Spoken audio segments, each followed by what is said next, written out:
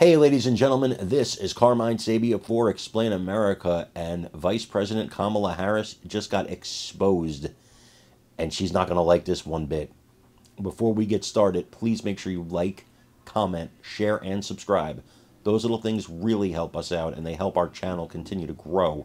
And if you're not following us on YouTube, come on, take a look at it. In the lower right-hand corner is our address, youtube.com/@ExplainAmerica. Hit subscribe while you're there. Absolutely free. It really helps us out. Vice President Kamala Harris does not want this talked about, but it needs to be. And it needs to be shared far and wide, honestly. Because Diddy, the rapper, I don't know if you've been living under a rock, you probably haven't heard it, but if you're watching the news, you have heard about the horrific crimes. I'm not going to describe them here because I can't. They'll take this video down. But the horrific crimes this man is accused of, absolutely violating women in unimaginable ways, and who knows who else. From my understanding, men and women, and maybe people who are too young to know anything other than what he's done to them. And I have to be careful how I word things, so I just want you to understand that. And the worst part for Kamala Harris, she was district attorney of his state, attorney general of his state, California, when these crimes were going on. And I guess she wants us to believe she didn't know anything about them. Nobody reported anything. There was nothing to investigate, apparently. Nothing. And these things went on under her nose and just kind of flew under the radar. How does that happen? I want you to watch Jesse Waters talk about this and explain the whole situation, and then let me know what you think in the comments. Diddy's been slapped with another lawsuit. Thalia Graves, who used to date one of Diddy's employees, is suing Diddy and one of his bodyguards, accusing them both of rape. Graves is accusing Combs and his former head of security, Joseph Sherman, of mercilessly raping her inside Diddy's recording studio. The two men allegedly lured her inside and laced her drink. Graves says she woke up and found herself bound and restrained on a table. Then she claims the two men brutally raped her, filmed it, and showed the footage to friends.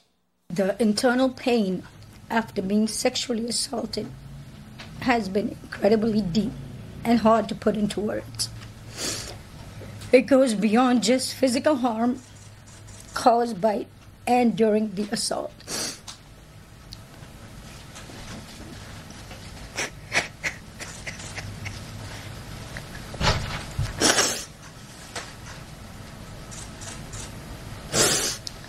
It's a pain that reaches into your very core of who you are and leaving emotional scars that may never fully heal. This all comes after another civil complaint filed by a former go-go dancer who claims Diddy and his team forced her into having sex with multiple people at his white party freak-offs. Diddy's alleged abuse went on for decades, and some of his worst crimes happened right under Kamala's nose when she was California Attorney General from 2011 to 2017. So how did Diddy go from a mogul to a monster? A music journalist who's known Diddy for decades says it all stems from a hardcore drug problem. Friends are telling me there's been about 15 years of hardcore drug abuse. Anything that he can get his hands on that are detaching him from who he really is. So when you think about why did you make such bad decisions to do these parties with so many people, to videotape them, to say no when Cassie says we can make this all go away for $30 million? Well, that's because he's been dealing with drug addiction. We'll see if the Hunter Biden defense works. As Diddy's legal problems stack up, his lawyers telling the press that Diddy can't wait to testify and is ready to answer every question, even questions about the 1,000 bottles of baby oil. They call them freak-offs. But, back when I was a kid in the late 70s, they were called threesomes. If these are genuinely threesomes, how do you explain 1,000 bottles of baby oil? I don't know where the number 1,000 came. The U.S. attorney said it. He has a big house. He buys in bulk. I think they have Costco's in every place where he has a home. I mean, have you sat in a parking lot of a Costco and see what people walk out of there with? Costco responded to Diddy's lawyer, quote, "We don't sell baby oil." Meanwhile, Diddy's also getting a new neighbor in prison, Minnie Madoff. Diddy's been transferred to Crypto Fetterman section of the jail. Maybe they can bond over a vegan lunch in the mess hall. Whatever the conditions are, they're way different from what he's used to. I'm told that when you go to a hotel, anytime you go to a hotel, you don't just check in the way everybody else does. It's called preparing the sexy.